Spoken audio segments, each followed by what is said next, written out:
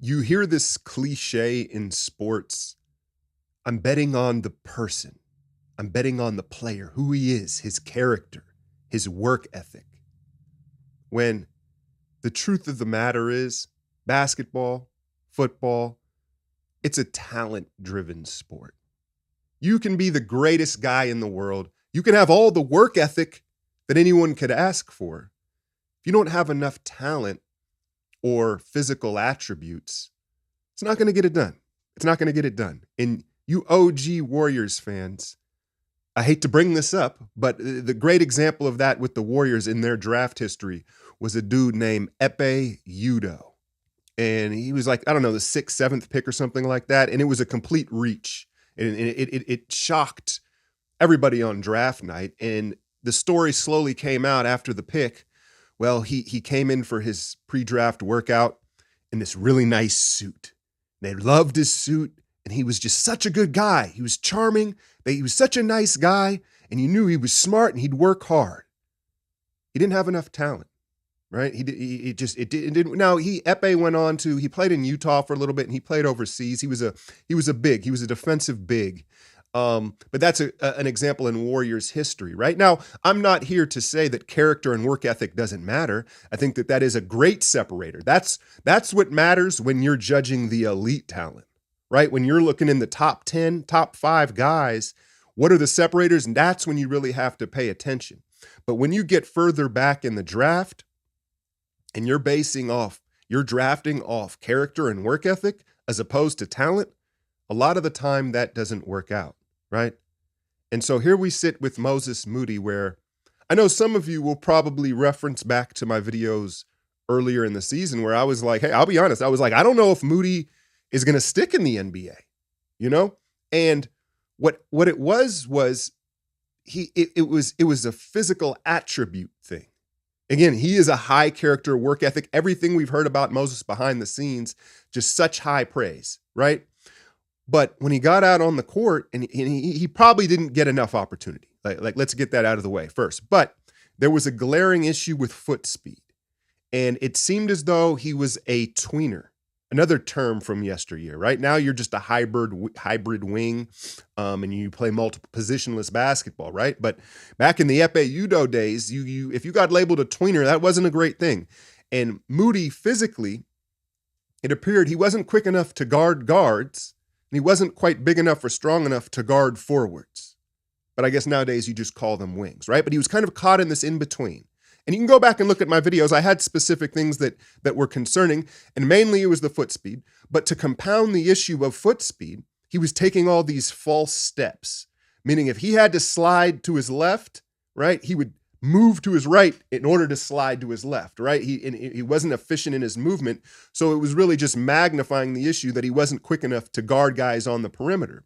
The other issue was, I think he was having a hard time just dealing overall with the speed and athleticism and size of the NBA, and he thought he was more athletic than he was, right? He thought he could get away with things that he couldn't. And so what did we hear when we drafted Moses? High character guy, mature, great kid, work ethic, all the things you want to hear, all the intangibles. And you saw the veterans embrace him. Steph, Draymond, they all really liked him, right? And so that was an encouraging thing. And then this season, it just hasn't come to fruition on the court. And quietly behind the scenes, it looks like Moses Moody has been doing all of that. He is who they said he was, right? And so I think that what we're seeing in this opportunity he got here of late, and let's be honest, the other night against the Thunder, he probably wasn't going to see the floor if Clay isn't a late game scratch, right? And then who was it? I think Lamb, that was a bad matchup for him. And we'll talk about his role in this opportunity as well here in a second. But he gets his opportunity. And what we saw, we always knew he could shoot, right? That was his calling card as far as the league, but it was the physical attributes he was struggling with. Well, it looks like he's been in the lab. Behind the scenes, he's been chopping wood and carrying water and working on his weaknesses, and more importantly, acknowledging them and understanding that he's got to put in the work to do so. No, not a poor me, I just got to get my opportunity. No, you can tell he's been in the weight room, right? He's been working on his plyometrics, foot speed, right? And so The other thing is he seems to have eliminated that false step. I haven't been seeing as many of those false steps. Granted, he hasn't been playing a whole lot, but I think that that's what we saw when we kind of were reintroduced to him the other night, right? You saw those dunks, he loves to come flying in for that putback. You see the thumbnail, his head was at the rim.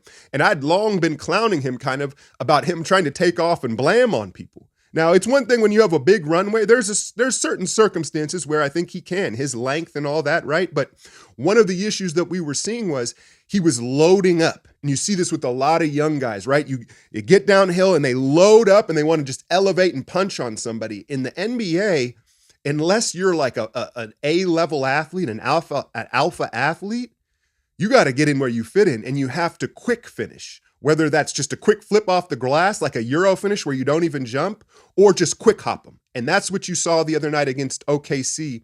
That offensive rebound on the Draymond free throws, right? And then there was another finish where he cut back door on the baseline earlier in the game.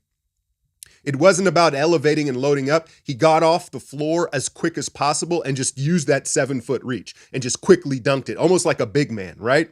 And I think that was where I was like, that was an aha moment. I was like, oh, he's figuring it out. He's figuring it out, right? And so, listen, I don't think he's ever going to have, because quickness and foot speed is very innate. And I think he's maximizing what he can do athletically. We're seeing him put in that work.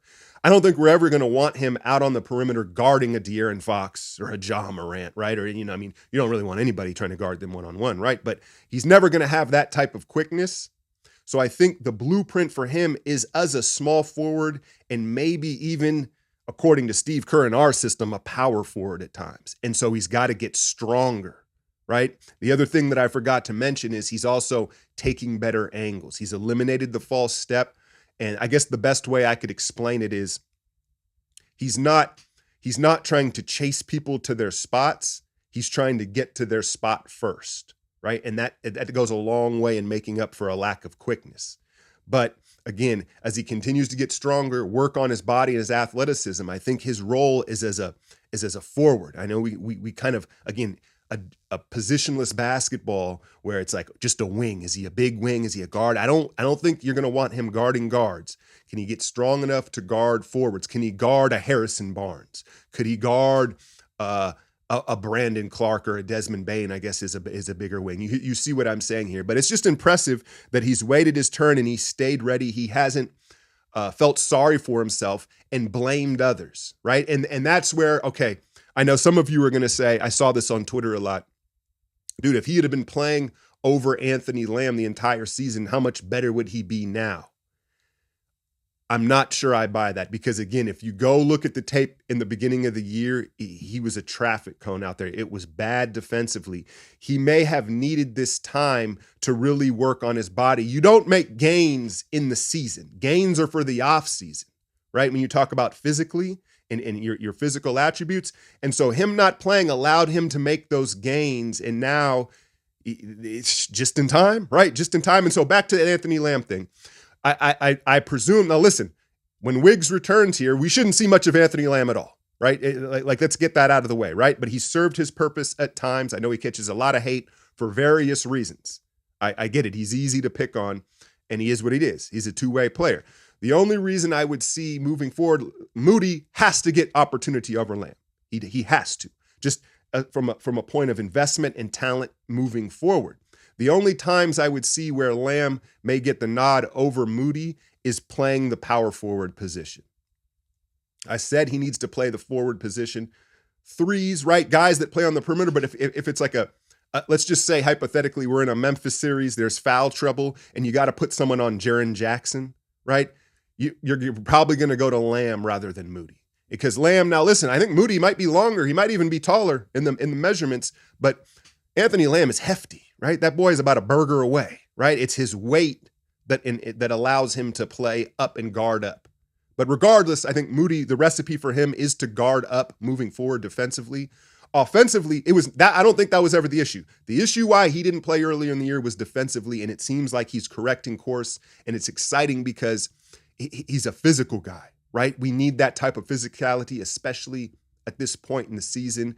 He's not a thirsty shooter, but he's a willing shooter. And it's a pretty shot. I'd call him a, quote, shooter.